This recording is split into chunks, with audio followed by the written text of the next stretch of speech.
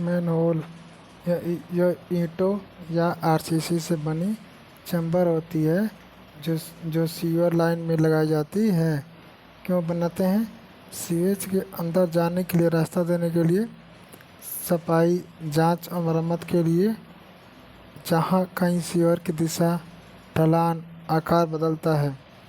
अगर अलग अलग सीवर लाइन को जोड़ने के लिए मैनहोल के बीच की दूरी 1742-1960 के अनुसार सीवर का व्यास अगर 0.3 है तो मैनहोल की दूरी 45 मीटर। अगर 0.3 से 0.6 है तो दूरी 75 मीटर। और 0.6 से 0.9 है तो दूरी 90 मीटर। और 0.5 से 0.9 है तो दूरी 90 मीटर हो गया। 0.9 से 0.9 मीटर है, 0.9 से 1.20 मीटर है तो 120 मीटर। 120 मीटर से 1.20 से 1.5 मीटर है तो 250 मीटर। और 1.5 मीटर से अधिक है तो 300 मीटर। मैनहोल के प्रकार: शैलो मैनहोल, गहराई 0.7 से 0.9 मीटर। हल्के ट्रैफिक वाले क्षेत्र, ब्रांच सीवर में। नॉर्मल मीडियम मैनहोल, गहराई 1.5 मीटर तक। आकार वर्गाकार 1x1 मीटर या आयताकार 1.5 1.2 इंटू 1 मीटर। डीप मैनहोल, गहराई 1.5 मीटर से अधिक। एक्सेस शाफ्ट की ज़रूरत होती है।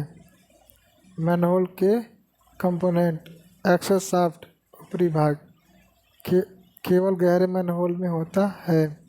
आकार आयताकार होता है तो 0.75 से लेकर 0.6 मीटर।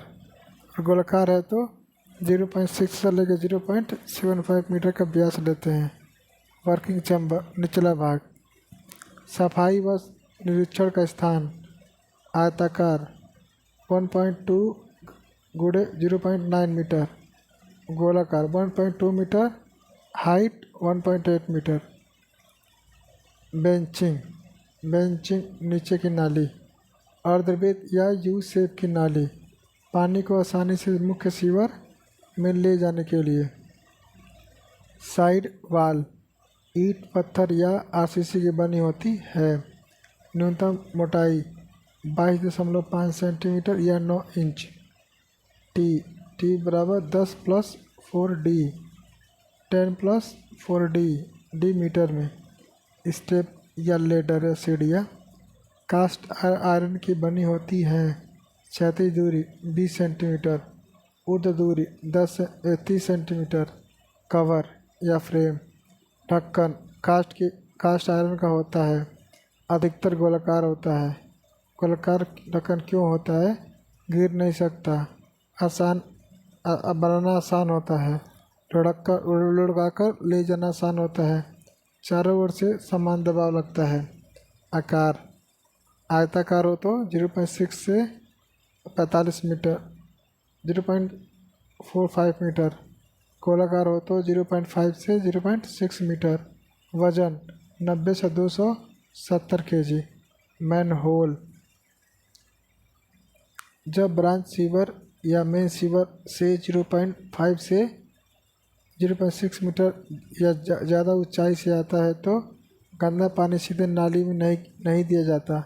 उसमें एक ड्रॉप पाइप लगा दिया जाता है जो गंदगी को धीरे धीरे मैनहोल तक ले आता है। अगर पाइप बहुत ज़्यादा ना हो तो पाइप को 45 के कोण पर झुका कर लगाया जाता है। लैंप होल ये छोटे छेद होते हैं जो सीवर में दीपक या लाइट डालकर इंस्पेक्शन करने के लिए बनाए जाते हैं। कब बनाए जाते हैं? जब सीवर में बेंड हो, मैनहोल बनाना कठिन हो, मैनहोल की दूरी ज़्यादा हो। इनका संरचना 50 सेंटीमीटर लंबी पाइप, पत्थर या कास्ट आयरन की। ऊपर कवर फोरम होता है, नीचे कंक्रीट बेस होता है। जब 300 मीटर तक कोई मैनहोल ना बना हो तब पाइप का डाया 25 से लेकर 30 सेंटीमीटर। क्लीन आउट, ये ज़मीन से निकली थोड़ी इंक्लाइड पाइप होती है जो अंडर सीवर से जुड़ी होती है। जब मैनहोल की जगह नहीं होती तो क्लीन आउट पाइप लगाया जाता है। इसमें पाइप के जरिए जाम या कचरे को बाहर निकाला जा सकता है। स्ट्रीट या इनलेट या गुल्लिस, ये बारिश का पानी सड़क से सीवर में भेजने के लिए बनाए जाते हैं। सड़क के किनारे 30 से लेकर 60 मीटर पर लगाए जाते हैं। इनका डिज़ाइन खास तौर पर स्टॉर्म सीवर के लिए करते हैं। वेंटिलेशन ऑफ सीवर, सीवर में गंदगी सड़ने से गैसें बनती हैं। CO2, CH4, H2S, NH3, NOx। इन्हें बाहर क्यों निकालना ज़रूरी है? गैसों को बाहर निकालने सीवर में फ्लो का ठीक रखने के लिए क्यों बनाते हैं? गैसों को बाहर निकालने के लिए सीवर में फ्लो ठीक रखने के लिए मजदूरों को सुरक्षा के लिए वेंटिलेशन सॉफ्ट कास्ट आयरन का बनाया जाता है। यह 150 से 300 मीटर के अंतराल पर होते हैं। ब्रांच सीवर के ऊपरी सिरे पर और जहां पाइप का साइज बदलता है वहां लगाते हैं। इसका डायमीटर सीवर के डायमीटर का 1/3 होता है। इसके ऊपर कावड़ लगा होता है। डाया 15 से 20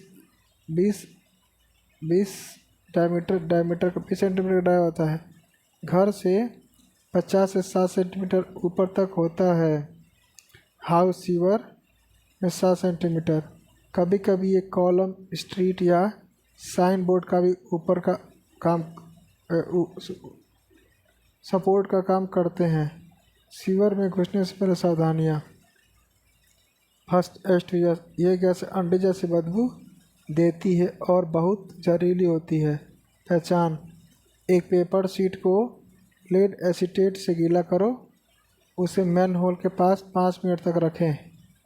अगर पेपर काला हो जाए तो इसका मतलब H2S गैस मौजूद है। CO2, ये गैसें सांसें रोक सकती हैं। पहचान, माइनर सेफ्टी लैंप को सीवर के पास ले जाओ। अगर 5 मिनट में लैंप की लौ बुझ जाए तो वहाँ CO2 गैस जो ऑक्सीजन को हटा देती है। CH4, ये गैसें ज्वलनशील होता है। पहचान, सेफ्टी लैंप को सीवर के ऊपर ले जाने पर वह तेज हो जाती है। कंक्रीट, सीवर में कोरोजन जैविक क्रिया के कारण। ऑर्गेनिक बैक्टीरिया ऑर्गेनिक के साथ क्रिया करके H2S बनाते हैं और H2S ऑक्सीजन के साथ क्रिया करके H2SO4 बना देता है और H2SO4 कैल्शियम हाइड्रोक्साइड से क्रिया करके कैल्शियम सल्फेट बनाता है और कैल्शियम सल्फेट जो सीमेंट में C3A होता है उससे कैल्शियम सल्फो एल्यूमिनेट बना देता है। जब ऑर्गेनिक मैटर बिना ऑक्सीजन के सड़ता है तो H2S गैस बनता है। यह कंक्रीट को नुकसान नहीं करती है, लेकिन H2S ऑक्सीजन से क्रिया करके H2S4 बनाता है।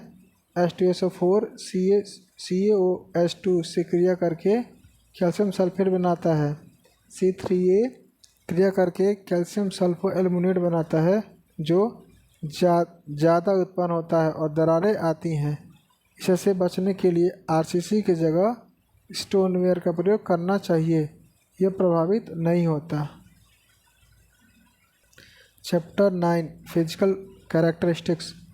टर्बिडिटी, अगर टर्बिडिटी बढ़े तो फर्स्ट क्या टर्बिडिटी, अगर टर्बिडिटी बढ़ता है तो सीवेज और ज़्यादा गंदा हो जाता है। इसका कारण कागज़ के टुकड़े, सिगरेट के टुकड़े, ग्रीस, साबुन, फल के छिलके, झिल्ली, कागज़, पत्थर जो भी है और फेंकते हैं वो कंकड़, कलर। जब फ्रेश होता है सीवर तो उसका पीला स्लेटी हल्का भूरा होता है। जब सेप्टिक कंडीशन में पहुंच जाता है या स्टील कंडीशन में पहुंच जाता है तो गहरा का भूरा एकदम काला टाइप का मतलब दिखता है। जब सीवेज से आप किसे बोलते हैं सेप्टिक जब सीवेज से सारी ऑक्सीजन समाप्त हो जाता है तो वह सेप्टिक बन जाता है। दूसरा, ऑर्डर। ताज़ा सीवेज में कोई स्मेल नहीं होता, नो स्मेल, और 3 से 4 घंटे बाद दुर्गंध आने लगती है क्योंकि जीवाणु गतिविधियों के कारण शुरू हो जाता है। मतलब टेम्परेचर। सीवेज का तापमान साफ जल से अधिक होता है। यह तापमान बैक्टीरिया की जैविक क्रियाओं को प्रभावित करता है। तापमान बढ़ने से सॉल्युबिलिटी घटती है, विस्कोसिटी भी घटती है। भारत में औसत तापमान 20 डिग्री टेम्परेचर जो जैविक क्रियाओं के लिए आदर्श है। Henry loss. Temperature inversely proportional solubility के। तो अधिक तापमान बढ़ने पे डिजॉल्व ऑक्सीजन कम हो जाता है। Chemical characteristics. Total total total suspended या settleable solids. Chemical characteristics total suspended या सेटिएबल सॉलिड। अनुमानतः 1000 केजी सीवेज में लगभग 0.45 कुल ठोस होता है, बहुत कम होता है। और उसमें 0.225 केजी डिजॉल्व सॉलिड होता है, और उसमें जो था ना वो उसमें उतना में 0.225 केजी डिजॉल्व सॉलिड, और उसमें से भी अब जो आधा वो हो गया, आधा पी क्या 0.112 केजी सस्पेंडेड सॉलिड और 0.112 केजी सेटिएबल सॉलिड होता है। पीएच का मान। ताज़ा सीवेज थोड़ा क्षारीय होता है, समय के साथ सीवेज एसिडिक हो जाता है। क्लोरीन। डोमेस्टिक सीवेज में 120 mg पर लीटर होता है। वाटर सप्लाई में अधिकतर 250 मिलीग्राम होता है, 250 mg पर लीटर होता है। Nitrogen same as water supply. Presence of fats oils या ग्रीस। यह जानवरों, वनस्पति, गैरेज, होटल और रेस्टोरेंट से निकलने से अपशिष्ट से आती है। इनमें अल्कोहल, ग्लिसरॉल कंपाउंड होते हैं। मात्रा पता करने के लिए जल को उबालते हैं। सभी ठोस का भाप बन जाता है तथा तेल वसा बच जाते हैं। Dissolve oxygen. उपचारित सीवेज को नदी या धारा में जोड़ने से पहले कम से कम 4 ppm डिजॉल्व ऑक्सीजन आवश्यकता होती है ताकि जल जीव जीवित रह सकें। डिजॉल्व ऑक्सीजन की कमी कमी होगी तो ऑर्गेनिक मैटर। किसी तापमान पर maximum oxygen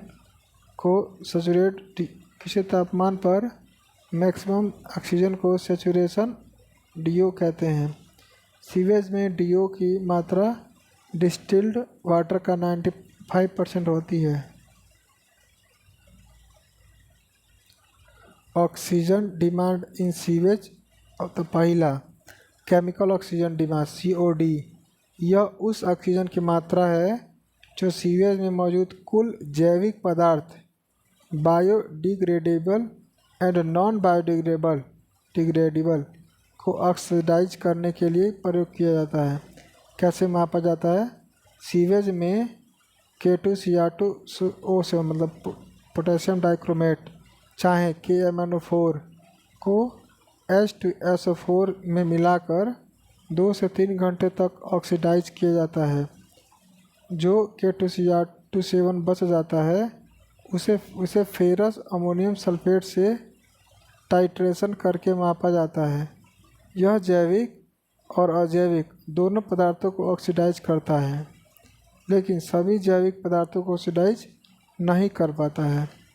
theoretical oxygen demand. यदि हमें किसी सीवेज या वेस्ट वाटर में उपस्थित ऑर्गेनिक मैटर का पता चल जाए तो इसकी सहायता से ऑक्सीजन को पता कर सकते हैं। इसे ही थ्योरेटिकल ऑक्सीजन डिमांड कहते हैं। Theoretical oxygen demand chemical oxygen demand से ज़्यादा होता है, लेकिन प्रैक्टिकली बराबर ले लेते हैं। देखा जाए, एक सवाल है, माना कि 1000 ग्राम पर लीटर के हिसाब से ग्लूकोज है, तो ग्लूकोज छः ऑक्सीजन से क्रिया करके 6CO2 प्लस 6H2O बनाएगा। और इसमें देखो 180 ग्राम ग्लूकोज, तो से छः छः छः गुणे 4 ग्राम बन रहा CO2 यानी 192। तो 1000 mg ग्लूकोज से 192/180 गुणे 1000 1067 mg पर सी। ऐसे एक और है फॉर 1000 क्या जो भी हो CH4 प्लस 2O2 से क्रिया करके CO2 प्लस 2H2O बनाता है। तो यहाँ पे 16 ग्राम मेथेन से 64 ग्राम लग रहा है कार्बन डाइऑक्साइड निकल रहा है। तो 1000 के लिए 64/16 गुणे 1000 4000 milligram. Total organic carbon TOC, यह ऑर्गेनिक मैटर में कार्बन की मात्रा बताता है। अब तक सबका ऑक्सीजन बता रहे थे और एक कार्बन की मात्रा बताता है। एग्जाम्पल 1000 mg पर ग्लूकोज, जैसे अगर C6H12O6 plus C6O2 plus 6OH2O 180 gram glucose 72 gram carbon 72 यहाँ पे ना इधर ही लगा। और 1000 mg ग्लूकोज 72/180 गुणे 1000 400 mg पर cc। बायोकेमिकल ऑक्सीजन डिमांड, यह ऑर्गेनिक मैटर में उपस्थित बायोकेमिकल ऑक्सीजन डिमांड, यह ऑर्गेनिक मैटर में उपस्थित बायोडिग्रेडेबल पदार्थ को ऑक्सीडाइज करने के लिए इनमें बैक्टीरिया के लिए आवश्यक ऑक्सीजन है। स्टैंडर्ड BOD 5 दिन और 20 डिग्री टेम्परेचर पर मापा जाता है। BOD 5 दिन कितना होता है? अल्टीमेट BOD का 68% बोलो या 2/3 बोलो। 5 दिन का BOD अल्टीमेट BOD का या तो 68% या तो 2/3 बोल सकते हो। वही जब 10 दिन की बात करेंगे BOD 10 दिन का, तो अल्टीमेट का 90% हो जाता है। ठीक है, अल्टीमेट BOD पर तापमान का प्रभाव नहीं पड़ता है। डिटर्मिनेशन ऑफ BOD, यह तकनीक बड़े शहरों के लिए प्रयोग में लाया जाता है। किसी भी रिलायबिलिटी रिसोर्स के लिए कम से कम 2 ppm ऑक्सीजन की आवश्यकता खपत होती है। फाइनल DO कम से कम 1 ppm होना ज़रूरी होता है। अब जैसे फार्मूला क्या होता है? BOD 5 equal to initial BOD minus final BOD into DF। DF क्या होता है? Dilution factor. BOD 5 बराबर initial DO minus final DO into DF। Sample के लिए 1% डाइल्यूशन लिया जाता है।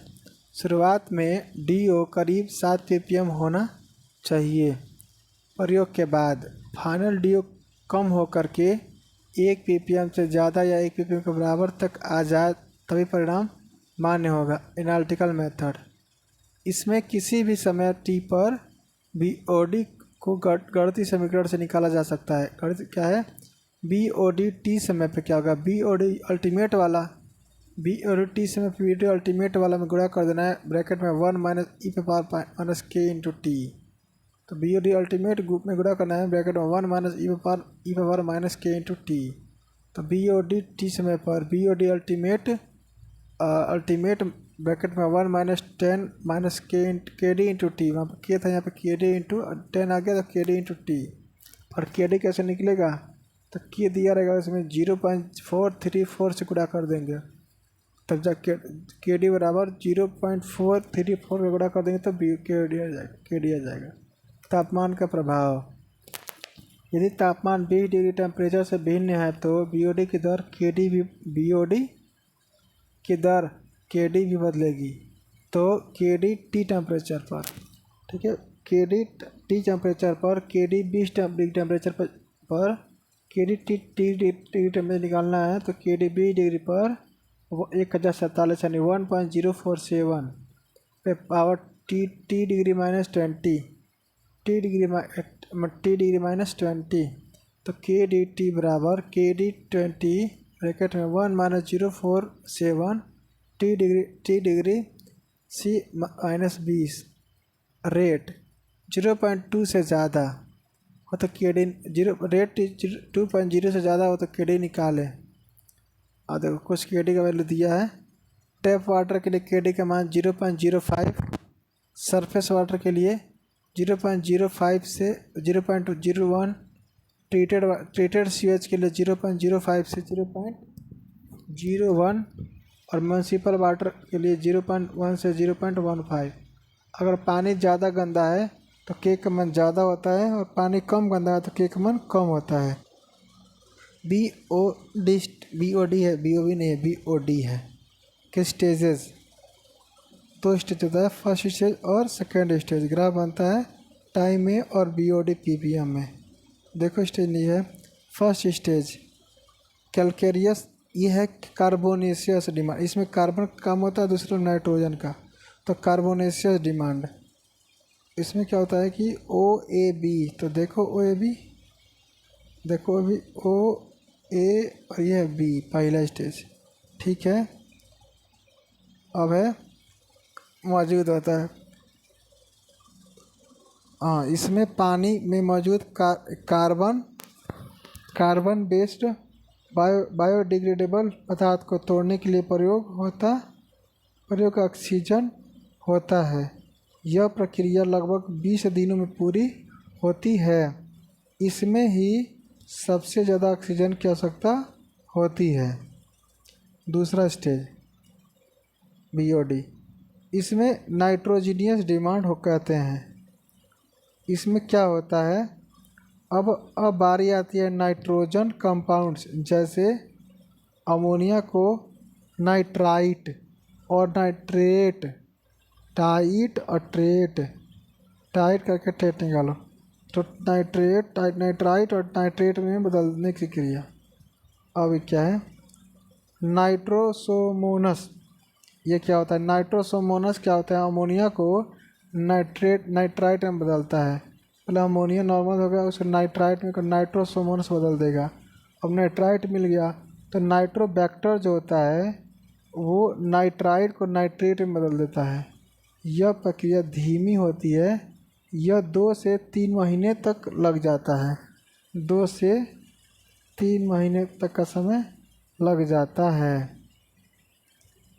नोट, फार्मूला केवल फर्स्ट स्टेज के लिए ही है। अब 5 दिन के BOD, 5 दिन के BOD म्यूनसिपल पानी में 100 से लेकर के 500 ppm होता है। BOD बटा COD रेशियो, यह रेशियो यह दर्शाता है कि वेस्ट वाटर में जो ऑर्गेनिक मटेरियल है वो बायोडिग्रेडेबल है या नहीं। यह रेशियो 0 और 1 के बीच होता है। यह मान अधिक है तो पदार्थ अधिक बायोडिग्रेडेबल मैटर होता है। रेशियो अगर 0.8 से ज़्यादा है तो हाई बायोडिग्रेडेबल, 0.5 से 0.8 है तो मीडियम बायोडिग्रेडेबल और 0.5 से कम है तो नॉन बायोडिग्रेडेबल या लो बायोडिग्रेडेबल। ठीक है। अब COD अपन TOD है, पहले क्या था BOD अपन COD, अब जो COD नीचे था उसको ऊपर करके COD अपन TOD। ठीक है, सीडिंग एक वर्ड आया था। यह रेशियो यह बताता है कि वेस्ट वाटर में जो ऑर्गेनिक मैटर है वो सिंपल है या कॉम्प्लेक्स। रेंज, इसका रेंज होता है 0 से लेके 5.33। 5.33 अगर हो गया तो मेथेन का होता है। 0 जब पोटेशियम डाइक्रोमेट भी ऑक्सीडाइज ना हो कर सके, यानी एक्सट्रीमली कॉम्प्लेक्स या इनर्ट हो, तो 0 होता है। 5 organic matter is easily oxidisable, 5 है तो 0 हो गया। तो organic matter is very complex और इनर्ट। अब कैसा सीक्वेंस होता है? THOD थियोरेटिकल ऑक्सीजन डिमांड, फिर COD chemical oxygen demand, BOD biological oxygen demand, TOC total organic compound, seeding सक्रिय बैक्टीरिया मिलाना। पॉपुलेशन इक्विवेलेंट, यह उस व्यक्तियों की संख्या है जो दर्शाता है कि जो इतनी ही मात्रा में BOD उत्पन्न करते हैं जितना कोई उद्योग करता है। तो पॉपुलेशन इक्विवेलेंट बराबर BOD या industry per day, BOD domestic sewage per person per day. Domestic sewage 80 gram per capita per day बराबर 0.08 kg पर capita per day.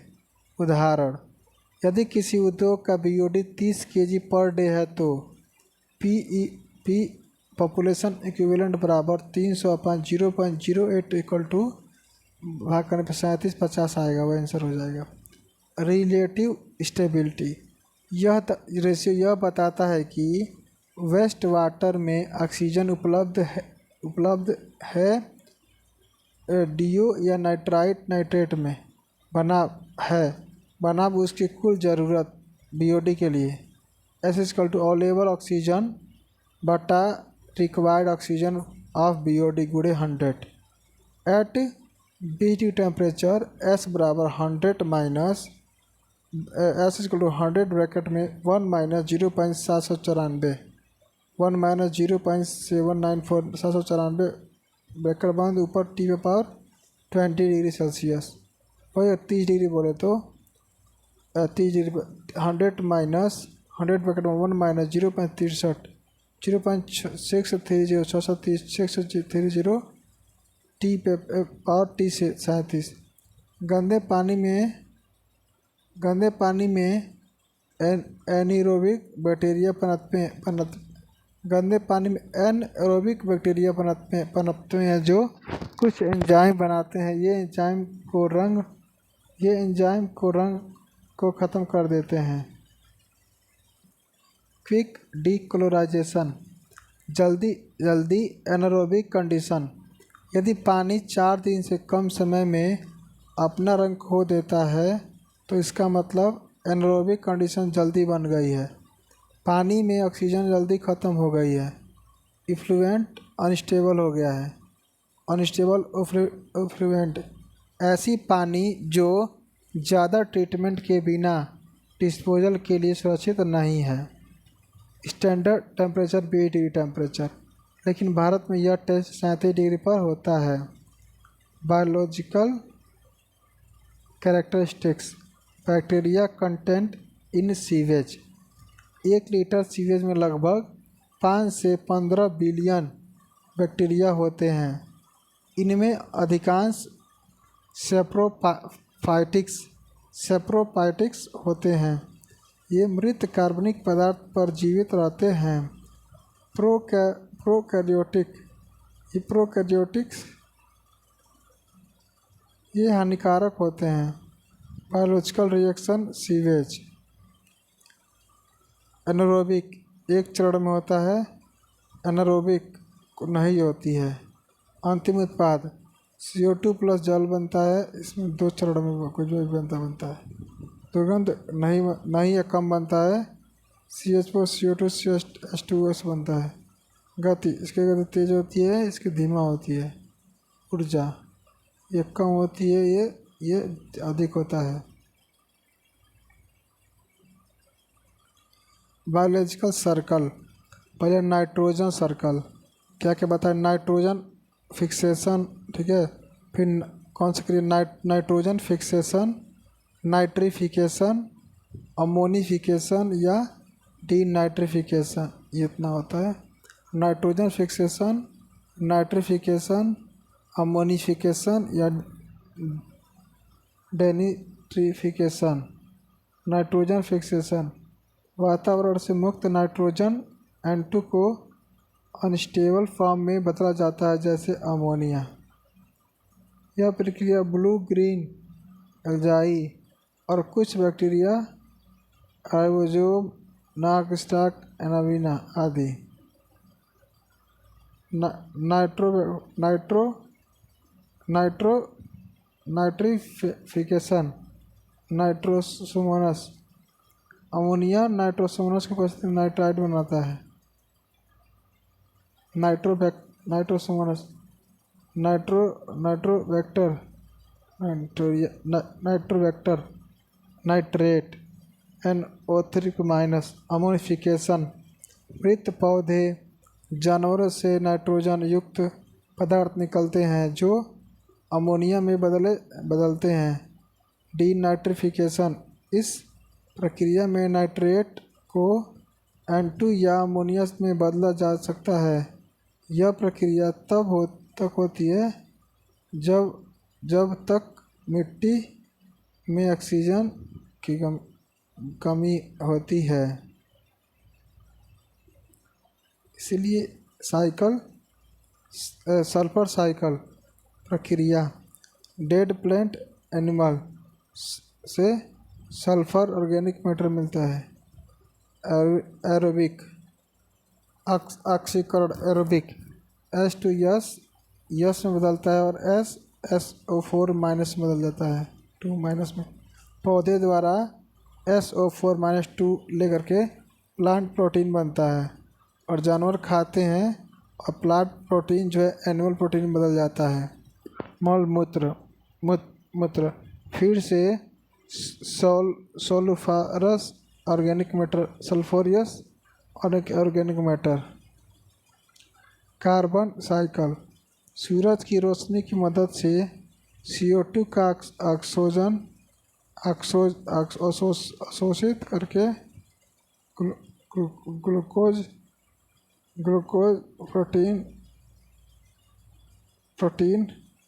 Glucose protein fat बनाते हैं।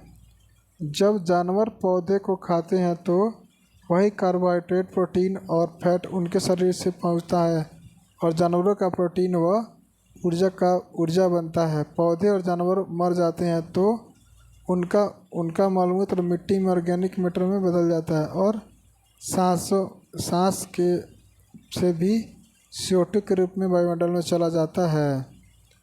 Methylene blue test stability and unstability बताता है।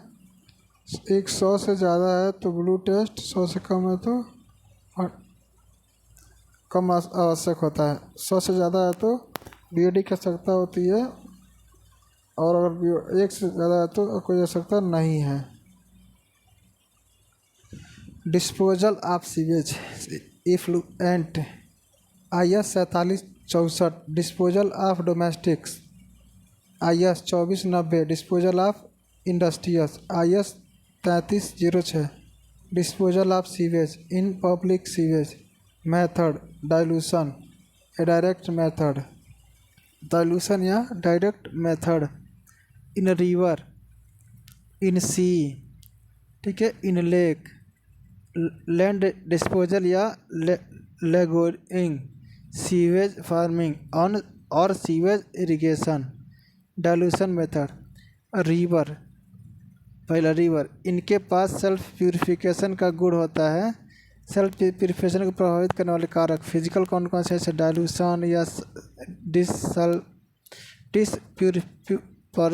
Dispersion sedimentation temperature sunlight chemical photosynthesis redox reaction microbial reaction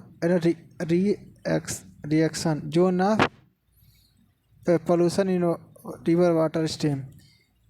यह वह क्षेत्र होता है अपशिष्ट जल के नदी में प्रवेश बिंदु थोड़ी दूरी डाउनस्ट्रीम दिशा पाया जाता है।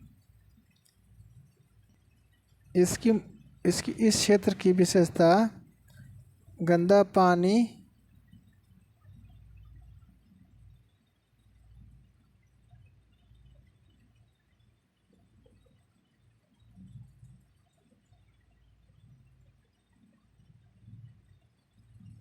इस क्षेत्र की विशेषता पानी गहरा एवं गंदला डार्क एंड टर्बाइड होता है। इस क्षेत्र के अंत तक घुली ऑक्सीजन का स्तर उसकी संतृप्त मात्रा के मुकाबले 60% तक घट जाता है। शैवाल नहीं पाया जाता है, लेकिन कुछ मछलियाँ जीवित रह सकती हैं। जोन ऑफ एक्टिव डिकम्पोजिशन, पानी और अधिक गहरा और गंदा हो जाता है। एरोबिक सूक्ष्म जीवों की जगह एनारोबिक सूक्ष्म जीव आ जाते हैं। ये सूक्ष्मजीव कार्बनिक पदार्थ को विघटित करते हैं, जैसे CO2, H2S, CH4 या NH3 अल्कोहल और अम्ल उत्पन्न करते हैं। एक गंदी झागदार परत स्कम लेयर जल सतह पर बन जाती है। इस क्षेत्र में DO स्तर न्यूनतम हो सकता है 0 तक भी। क्षेत्र के अंत तक DO 40% तक वापस आ जाता है। शैवाल और मछलियाँ दोनों अनुपस्थित हैं, कोई नहीं होता इसमें। जोन ऑफ रिकवरी, इस क्षेत्र में अधिकांश कार्बनिक पदार्थ विघटित हो जाते हैं। DO डिजॉल्व ऑक्सीजन स्तर तेजी से बढ़ता है। शैवाल और मछलियाँ फिर से दिखाई देने लगती हैं।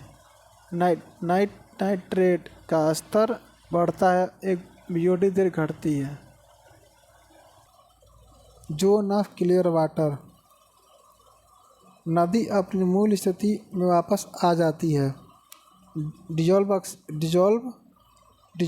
स्तर पूरी तरह सेचुरेशन तक पहुंच जाती है। कुछ रोगजनक बैक्टीरिया अभी भी जीवित रह सकते हैं। ऑक्सीजन डिफिक्स, D बराबर DO saturate minus D actual. Self purification constant F equal to KR/KD। हाँ, अब ये रहा फिगर, देखो फिगर, ये फिगर ध्यान दो। ये फिगर जो जा रहा है ये रहा, 1 जोन, 2 जोन, 3 जोन, 4 जोन, 5 और 1 जोन ये है।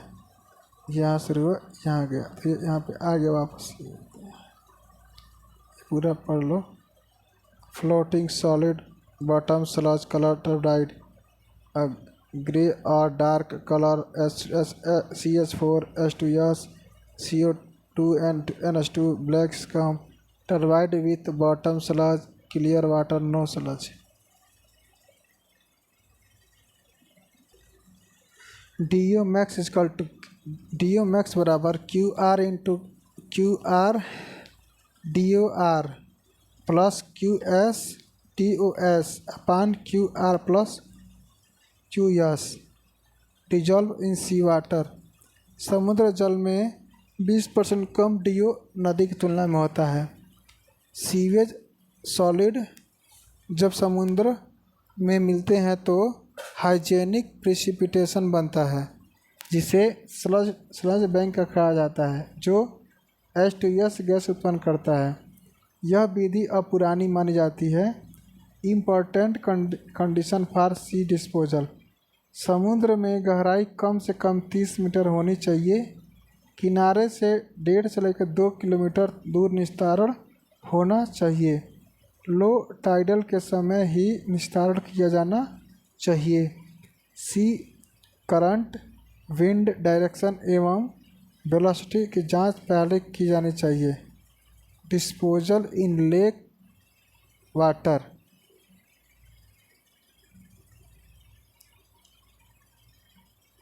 लेक या रिजर्वर में अपशिष्ट जल का निस्तारण नदी में निस्तारण की तुलना में हानिकारक होता है। नदी का मुख्य प्रदूषक पी होता है, जो औद्योगिक व घरेलू दोनों प्रकार के अपशिष्ट में पाया जाता है। लेक स्ट्रेटिफिकेशन इन समर, गर्मियों में सतह का जल सूर्य की गर्मी से एवं हल्का हवा के संपर्क के कारण गर्म एवं हल्का हो जाता है और ऊपर तैरता रहता है। 3 परतें बनती हैं। पहला इपिलीमिनियन यानी ऊपरी परत, गर्म ऑक्सीजन से भरपूर अच्छी तरह से मिली हुई परत, इसमें जीवों के लिए बेहतर जीवन संभव। दूसरा मेटालिमिनियन या थर्मोक्लाइन, यह संकरी परत होती है जिसमें टेम्परेचर ग्रेडियंट बहुत तेज़ होता है। यह ऊपरी और निचली परत को अलग करती है। हाइपोलिमियन ठंडी ऑक्सीजन की कमी वाली और पुअरली मिक्स परत। यह परत गहराई में स्थिर होती है और जीवन के लिए हानिकारक होती है। इन विंटर सर्दियों में ऊपरी परत इपिलिमियन ठंडी होकर भारी हो जाती है, लेकिन फिर भी हाइपोलिमियन की तुलना में कम घनी होती है। झील के ऊपरी हिस्से पर बर्फ की परत बन सकती है। इस समय हाइपोलिमियन में अच्छी मिलावट अच्छी होती है, जबकि इपिलियन में कम। Productivity of lake.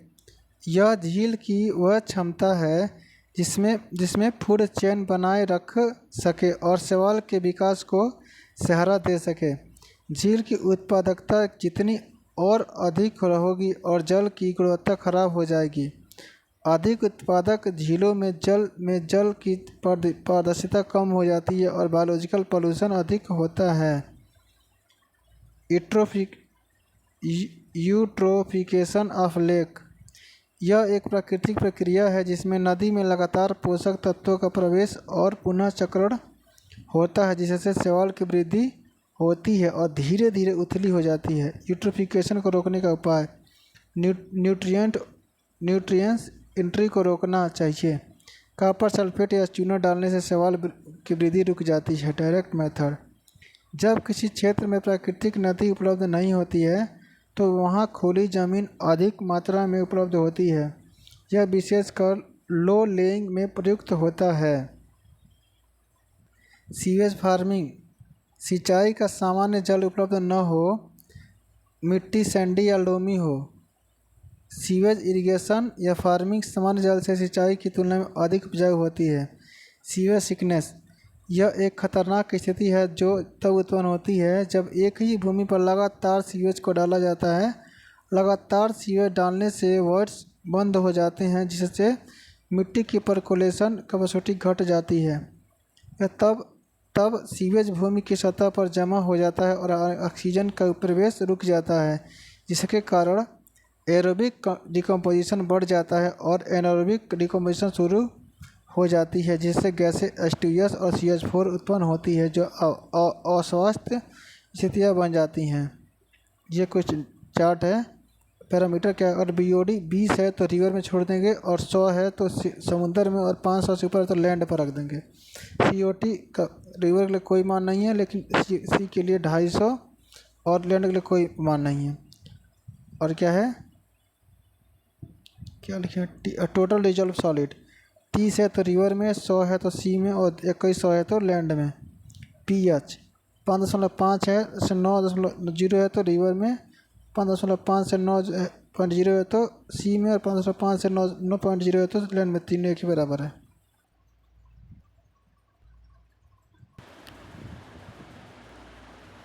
Treatment of sewage.